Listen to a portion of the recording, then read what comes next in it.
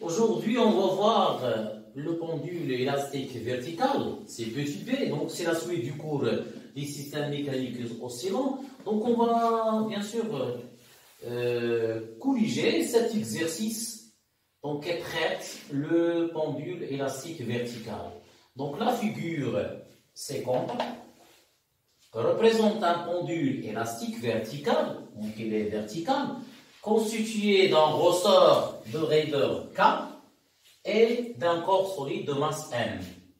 On écarte le corps solide de sa position d'équilibre vertical vers le bas d'une distance de 3 cm, donc sur le XM. Puis, on le libère sans vitesse initiale. On va considérer le repère OI dirigé vers le bas. Son origine O coïncide avec G0, le centre d'inertie de S, à l'équilibre. À l'instant t égale à 0, le corps passe par la position d'équilibre dans le sens positif. Les données de cet exercice, la masse du corps M égale à 200 grammes, la constante de raideur K égale à 20 Nm/-1, et j'ai l'intensité de champ de pesanteur égale à 10 mètres seconde moins 2. Donc les questions, premièrement, on vous demande de trouver l'allongement du ressort delta L0 à l'équilibre. Deuxièmement, on vous demande d'établir l'équation différentielle du mouvement. Et troisième question, calculer la période propre T0 des oscillations. Et on terminera par la détermination de l'équation horaire du mouvement. Donc pour la première question, on va bien sûr représenter le schéma ici. Donc voilà le ressort. Et voilà le corps S. Donc ici, bien sûr, on a l'équilibre. Hein. Voilà le O, le I et le X. Donc, première question, trouvons l'allongement de ressort. Trouvons l'allongement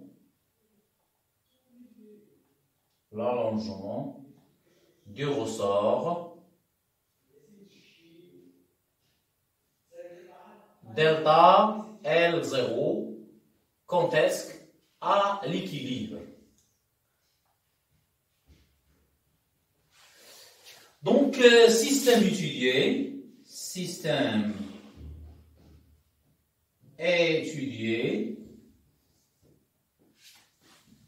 corps S. Voilà le corps S. Bilan des forces.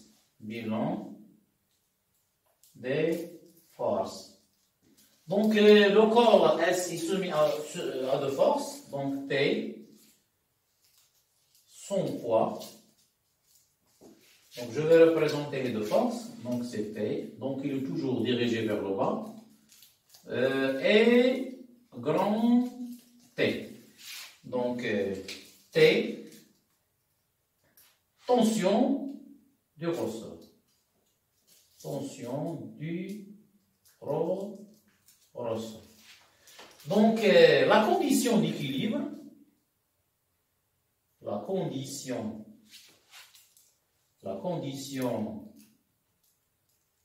d'équilibre, la somme des forces est égale à 0. Donc P plus T égale à 0. Pourquoi 0? Parce qu'on a l'équilibre. D'où T égale à P. Or, T égale à K delta L0 et P égale à M fois G. D'où K delta L0 égale à M fois G. Donc je vais nommer cette relation 1. Et je vais bien sûr déterminer delta L0. Donc, finalement, delta L0, c'est M fois G sur K. Voilà, donc, l'expression de delta L0. Donc mg, donc mg, donc on a la masse m et on a g. Donc tous les données sont là, donc je vais faire l'application numérique. Delta L0. Donc la masse c'est 200 grammes, donc c'est 0,2 fois 10 sur 20. Donc c'est 0,1 je pense. C'est 0,1 mètre. Donc c'est 2 sur, donc c'est ça. C'est delta L 0 égale soit donc 0,1 mètre.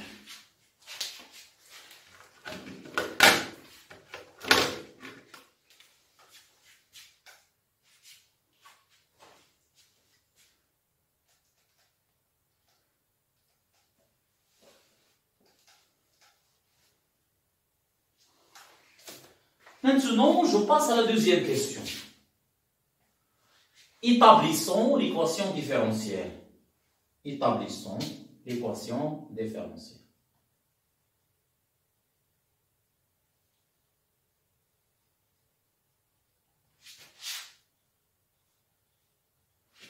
Donc, pour établir l'équation différentielle, on va utiliser bien sûr la deuxième loi de Newton. Donc, en appliquant, ou bien par application de la deuxième loi de Newton, sigma des forces extérieures est égal à M à G, d'où P plus T égale M à G. Donc, voilà la relation 2. Donc, par projection, ou bien en projetant, c'est mieux, en projetant les relations, en projetant la relation vectorielle de sur quel axe? Sur, bien sûr, OX, bien OI, sur l'axe OI, on obtient, donc P dans le même sens, donc c'est P, mais T elle est dans le sens contraire, c'est T moins T est égal à M fois AX. Donc, d'où je vais remplacer le P par MG. Et ici, T, c'est K, facteur de delta L plus delta L0 plus X est égal à M fois la dérivée seconde de X sur dt au carré.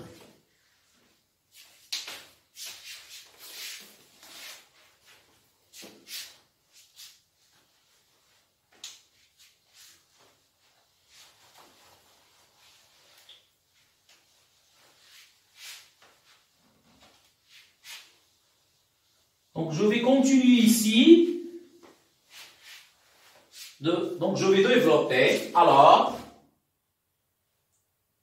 donc mg moins k delta L0 moins kx égale mx deux points.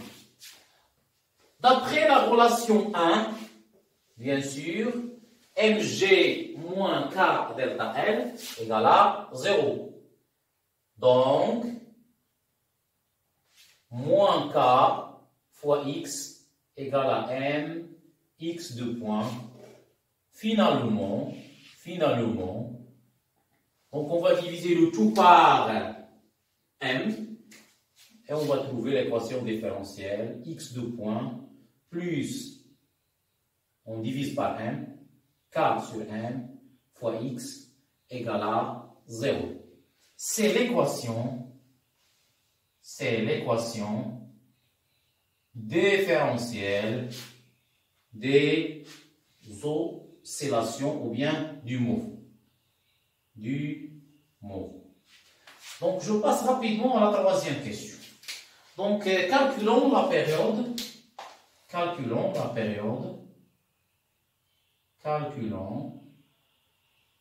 la période propre T0. On sait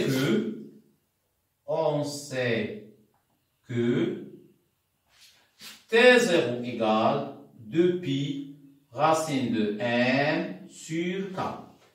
Application numérique. T0 égale 2pi racine de 0,2 sur 20, soit T0 égale.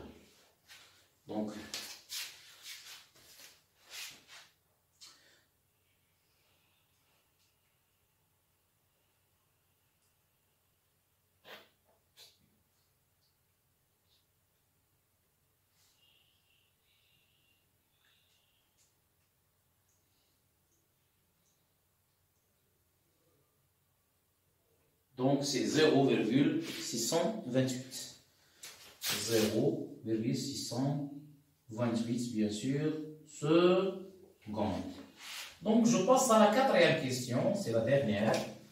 Déterminer l'équation horaire. Déterminons l'équation horaire. Ça veut dire,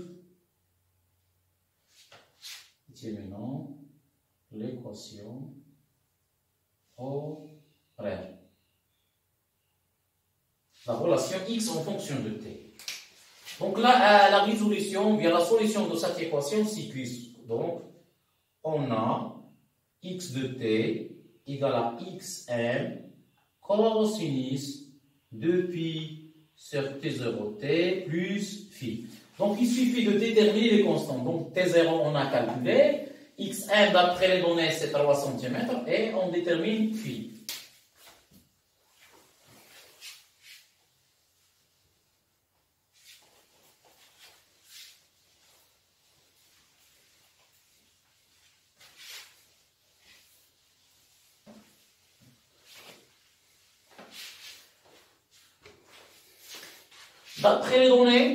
D'après les données, on a x max égale à 3 cm, donc c'est 3 fois 10 à la puissance moins 2 mètres. Et on a T0 égale 0,628 secondes. Donc maintenant, il ne manque que... Il suffit de terminer phi, ça veut dire la phase à t égale à 0. Donc on a x de 0 égale xm cosinus phi égale à 0. Pourquoi? Parce que à t égale à 0, donc G0, bien sûr, coïncide avec l'origine de repère. D'où cos phi égale à 0 sur x max égale à 0. Alors, phi égale soit pi sur 2 ou phi égale à moins pi sur 2. Donc, parce qu'ici, on a deux valeurs. Donc, comment on va déterminer la valeur exacte avec les conditions initiales de la vitesse? Et on a x point de t. Donc, on va dériver. C'est moins 2pi sur t0 fois xm. La dérivée du cosinus, c'est sinus 2pi sur t0t plus phi. Or, x point de 0 égale à... elle est supérieure. Or,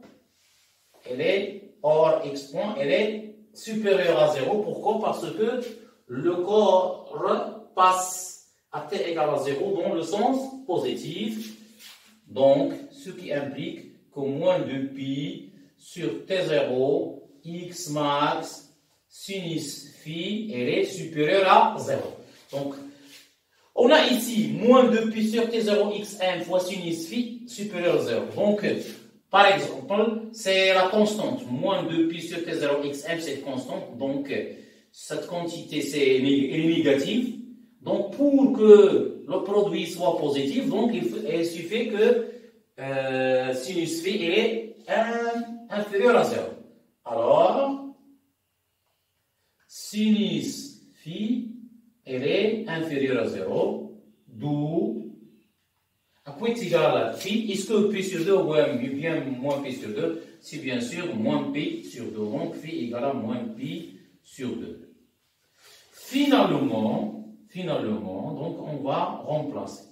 Finalement, x de t égale, c'est 3 fois 10 à la puissance moins 2, fois le cosinus de pi sur 0,628 fois t moins pi sur 2, soit, donc je vais calculer 2pi divisé par 0,628. Donc c'est 1. Donc c'est 1, donc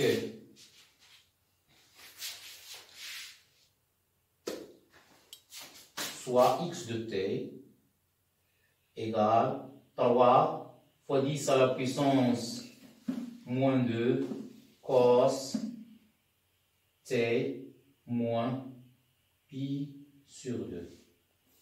Voilà l'expression